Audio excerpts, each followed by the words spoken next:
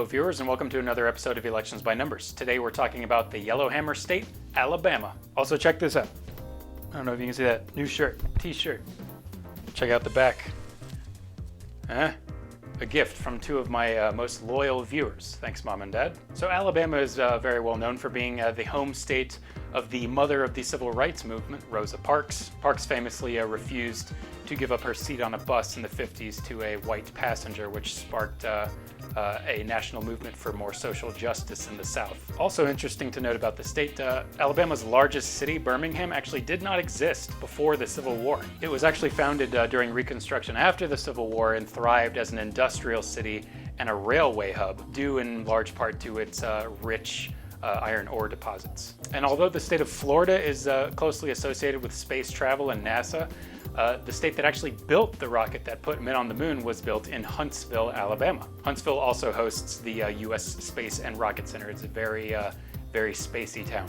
And lastly, and probably my favorite fun fact about the state, 43% of the snails in the United States live in Alabama. Moving right along into the politics of the state, Alabama has 7 congressional House districts, and the current balance of power is 6 Republicans to 1 Democrat, which is in true Southern fashion. The lone Democratic represented district is Alabama's 7th, which covers much of the city of Birmingham, as well as half of the Black Belt of Alabama. It is so called the Black Belt because originally because of its rich, dark soil, but later took on a second meaning after the exploding population of enslaved Africans brought to work in the state. If you're looking for competitive House districts in Alabama, you're kind of out of luck. The most competitive district, according to the Cook Political Report's Partisan Voting Index, is Alabama's 1st district, covering the southwestern part of the state and the town of Mobile. But it does still have a partisan lean of plus 15 into the Republican column when compared to the national average, which makes it not competitive in my view. So I wouldn't count on much flipping in Alabama in terms of House districts, but let's take a look at raw House turnout in the form of a graph just for fun. And looking at this right away, you'll see that Republicans do hold a consistent edge over Democrats, and especially going from 2014 to 2016, they even broke away at a somewhat alarming rate. But then going from 2016, a presidential election year, into a midterm year, being 2018, we see Republicans fall off to expected levels, but then Democrats actually increasing their turnout from 2016 to 2018, which is an odd thing to see going from a presidential election year to a midterm election year. And again, a plurality, if not a majority, of these Democrat votes are in Alabama's 7th, which is the lone Democratic district in the state. Okay, tossing that graph aside, I can say with confidence that we are not going to see any change in the party makeup of Alabama's representation in the U.S. House. So let's make that official and put it on our first map. Mark it.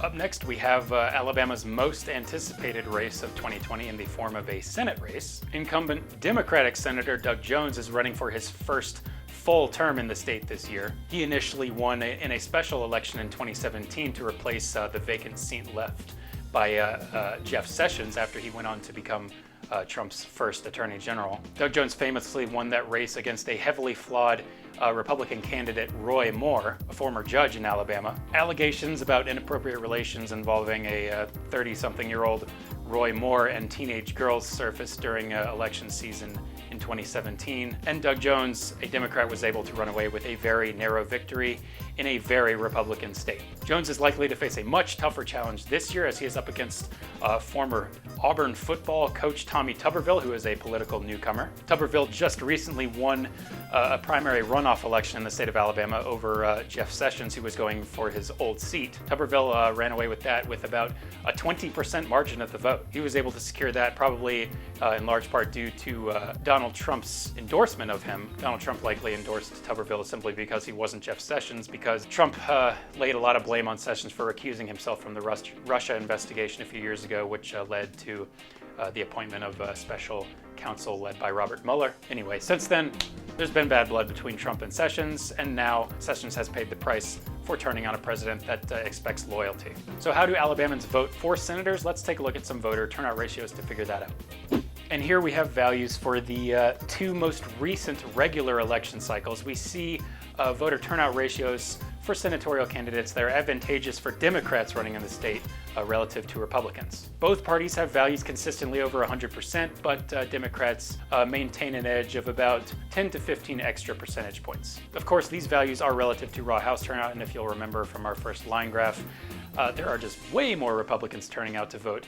for House candidates. So for example, in 2016, a Republican senatorial candidate receiving 109% of the votes of all Republican House candidates is still way more votes than 120% of all the votes for Democrat candidates. Voter ratios like these end up being tiebreakers in states that are competitive at the House level, and Alabama is just not at this point. So let's toss that aside. We also have to consider the approval rating of the incumbent, and in this case, it is Democratic Senator Doug Jones. Alabamans have taken a liking to this senator. He has a +6 net positive approval rating as of this video. Specifically, about 41% of Alabamans approve of him versus 35% that disapprove. So now we have to figure, will that be enough to carry him to his first full term? We have to consider raw House turnout, how they relate to those voter turnout ratios, and factor in the approval rating as well. So for that, we turn to Pollbot to calculate whether or not we think Doug Jones, the Democrat, can win again in Alabama. Pollbot.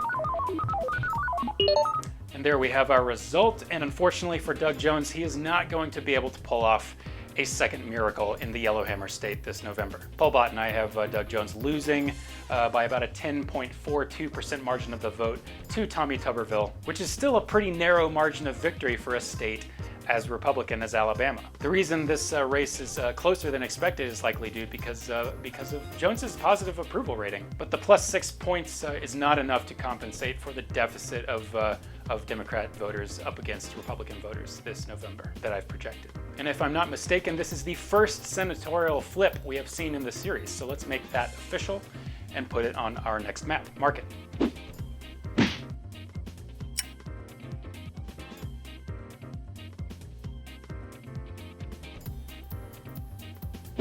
Now it is time to talk about the presidential election of 2020, starring President Donald Trump and Democratic challenger Joe Biden. Alabama is a state that last voted for a Democratic candidate for president in 1976 when they sent Jimmy Carter to the White House over President Ford by about a 13% margin of the vote. Carter may have been helped by the fact that he was from Georgia, their neighbor to the east.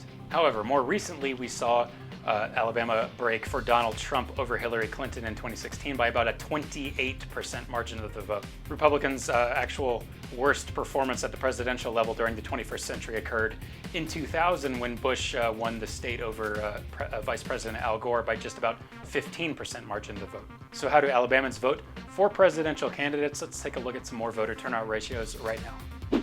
So now here we're looking at more voter turnout ratios that are very, very similar to the way that the senatorial to House voter ratios were behaving. Democrats having a slight edge over the last two presidential election cycles, roughly about 10 to 15% extra percentage points. But the slight advantage that gives Democratic presidential candidates pales in comparison to the deficit of votes that Democrats receive at the House level when up against Republicans again. In order for these to be significant, House district races would have to be much more competitive at the state level, or Democrats and Republicans' voter turnout ratios would have to be much, much further apart than this. So let's toss that aside. We have to lastly consider the incumbent's approval rating, President Trump. As of this video, Alabamans are giving him a +14 approval rating, which is good, but it's not great for a state like Alabama, honestly. I mean, this is a state that in 2016 gave him 62% of the vote, so you would expect more than +14 points. Regardless, I think all these numbers bode pretty well for the president, so let's turn to Pollbot to calculate how this is going to go down in November. Pollbot. Aha, and there we have a closer than expected result on my end anyway. Trump winning Alabama over Joe Biden by about a 14.04% margin of the vote. So likely the reason for this diminished margin of victory for Trump is due in large part to the massive increase in turnout on Democrats' end at the House level from 2016 to 2018. And the change between those 2 years helps their slope value in the next graph I'm going to show you greatly. So we have Donald Trump winning Alabama for a second time, but by a less margin than George W. Bush won it 20 years ago. Let's make that official and put it on our presidential map. Mark it.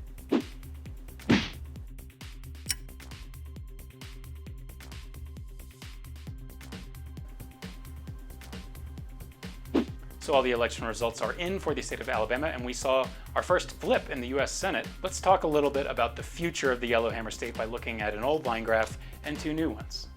So first, we're looking at the raw House turnout graph that I was showing you earlier in the video. At this point, I want to call your attention to the slope values that you can see for both of the equations for Democrats and Republicans. Specifically for Democrats, it's that value preceding X, that 44.9, and for Republicans, it's that 11.2. Now, in the context of this graph, what that means is, if you look at the past 10 years as a whole, on average, every 2 years or every election cycle, Democrats have received 44,900 more votes than they did 2 years prior, whereas Republicans have received 11,200 votes more than they received 2 years prior. When you pit those against each other, we are seeing an Alabama Democratic Party that is gaining votes at a rate of 4 times that of Alabama Republicans. Now, why this could be is that maybe, more moderate centrist voters decide that maybe Donald Trump's presidency is not a good fit for them, so they voted in protest by casting more votes for Democratic candidates in 2018. Or it could be that Alabama Republicans are simply tapped out. They've just found all the potential voters, or anyway, most of the potential voters that they could in the state. I can say with certainty, though, that the reason Democrats' slope value is so much higher than Republicans is because of that jump from 2016 to 2018. I mean, it's just so odd to see an increased turnout going from a presidential year to a midterm year. I can't stress that enough. It's also the reason why I have Donald Trump winning by a smaller margin than he did, or a much smaller margin than he did 4 years ago. Next, if we look at the estimated rate of increase or decrease in those voter ratios that I was using earlier in my calculations, we can see visually that Democrats have held a pretty consistent edge in voter enthusiasm for senatorial candidates and presidential candidates when compared to House candidates. But again, the 10 to 15% advantage that they enjoy is not nearly enough to compensate for the much larger turnout values that Republicans receive at the House level. So let's toss those graphs aside. I'll give you my final consensus on Alabama. I believe it is becoming more Democrat. Alabama is a famously Republican state that shocked the world when it elected Doug Jones in 2017. And I believe the results of that election gave new life, new energy to a sleeper Democratic base in Alabama that turned out big in 2018. Let's also not forget that Alabama has a pretty significant population of African Americans who tend to skew to the left during election season. And with so much racial unrest that we're seeing every day and happening around this country, due in large part to the recent police killings of George Floyd and others, I believe a significant number of African American voters who tend to vote Democrat have one more reason to turn out this November. And that just about does it for our latest episode of Elections by Numbers. I want to thank you, the viewer, for tuning in today. If you like what you saw, please hit the subscribe button to get updates on new content as it becomes available. I upload videos every Monday and Thursday. I'm also on Twitter, and I update that account with which state I'm covering next ahead of the scheduled release date. So if you want to stay ahead of the curve, please give me a follow on Twitter, and that link is in the description. Thanks again for watching, and thank you for voting. See you next time.